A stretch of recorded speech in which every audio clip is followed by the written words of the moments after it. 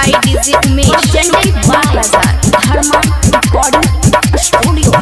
ले राखी के दिन कथिले बही बहिन बोलना।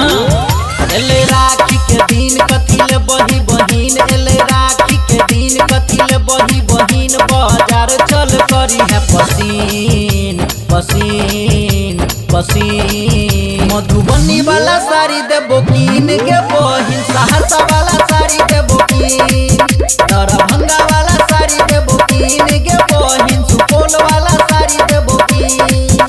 ले राखी के दिन कथिले बही बहिन। ले राखी के दिन कथिले बही बहिन। बाजार चल करी है पसीन पसीन पसीन। मधुबनी वाला साड़ी देबो कीन के बहिन। सहरसा वाला साड़ी देबो कीन।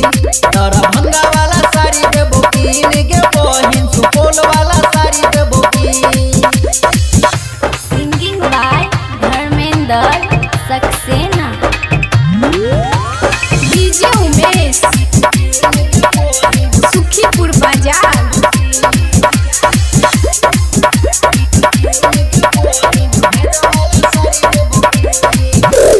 पहिले तू हमरा संगे राखी बन्हवाले। जलेबी समोसा बहिन पेड़ा मंगवाले। हे पहिले तू हमरा संगे राखी बन्हवाले। जलेबी समोसा बहिन पेड़ा मंगवाले। भाई बहिन के प्यार दुआ मिलते हजार।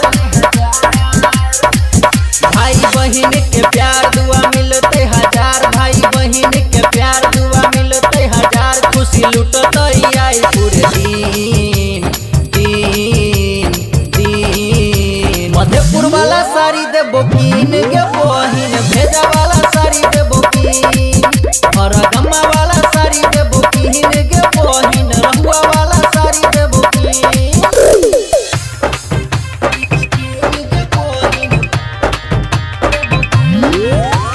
DJ Umesh Sukhipur Bazaar।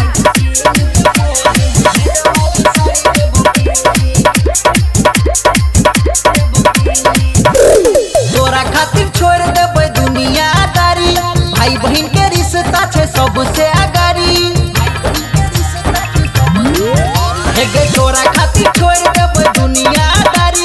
भाई बहिन के रिश्ता छे सबसे आगारी। ओहो राम सुदीन वादा कर तू बहिन।